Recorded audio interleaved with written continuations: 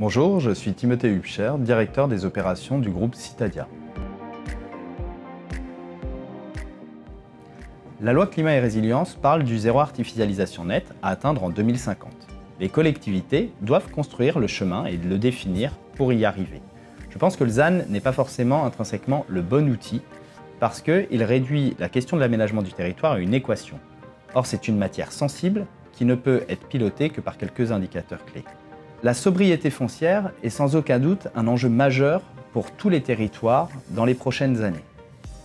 On doit complètement changer notre approche de l'aménagement du territoire, qu'on a longtemps traduit en équiper le territoire, c'est-à-dire créer des équipements et des infrastructures.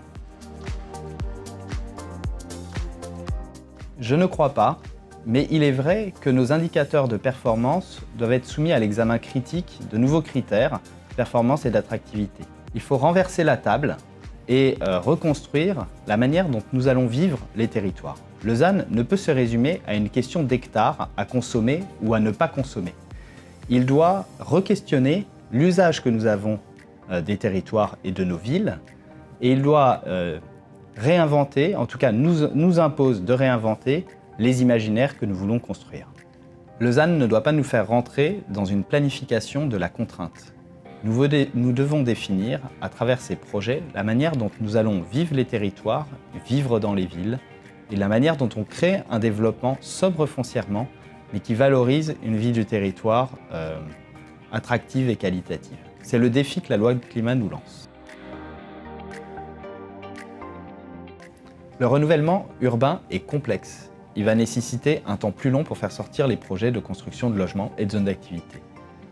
Il va coûter plus cher, puisqu'il va devoir nécessairement prendre en compte les coûts de dépollution, démolition, reconstruction, investissement de logements vacants. Il va falloir que nous gérions l'anticipation avec de nouveaux outils de portage du foncier, de nouveaux outils juridiques et financiers. Nous allons devoir financer la mobilisation des logements vacants dans des secteurs détendus où le coût de réhabilitation peut coûter plus cher que le logement réhabilité. Nous allons également devoir trouver des mécanismes pour financer la compensation via la renaturation.